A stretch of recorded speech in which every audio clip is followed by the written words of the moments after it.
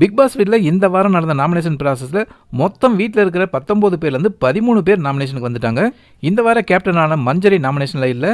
இந்த வாரம் ஆண்கள் அணியில் இருந்த அன்சிதாவை இன்னுமே தன்னோட ஆண்கள் அணியாவே நினச்சிட்டு இருக்கிறதுனால ஆண்கள் அன்சிதாவை தவிர மற்ற அந்த வீட்டில் இருக்கிற பெண்கள் அணி அத்தனை பேரும் நாமினேஷனில் கொண்டு வந்துட்டாங்க. முதல்ல நடந்த டைரக்ட் நாமினேஷனில் பெண்கள் வீட்டில் இருந்த ரயான் வர்ஷினியை நாமினேட் பண்ணுறாரு.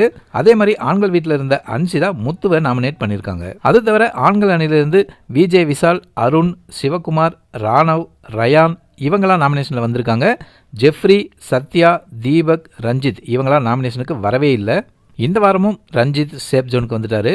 பெண்கள் அணியில் சௌந்தர்யா, தர்ஷிகா, ஜாக்லின், ஆர்ஜே ஆனந்தி, பவித்ரா, வர்ஷினி, சாச்சனா இவங்க எல்லாருமே நாமினேஷன் லிஸ்ட்டுக்கு வந்துட்டாங்க. இந்த வாரம் பிக் பாஸ் வீட்டில் மிட் வீக் எவிக்ஷன் இருக்கிறதுக்கும் வாய்ப்பு இருக்கிறதா சொல்கிறாங்க. அப்படி இந்த வாரம் மிட் வீக் எவிக்ஷன் இல்லைனா இந்த வாரம் கடைசியில் கண்டிப்பாக டபுள் எவிக்ஷன் இருக்கிறதுக்கு வாய்ப்பு இருக்குது. டபுள் எவிக்ஷன் வச்சா எந்த 2 பேரை வெளியில் தூக்கி போடணும்? உங்கள் கருத்துக்களை பதிவு பண்ணுங்கள்.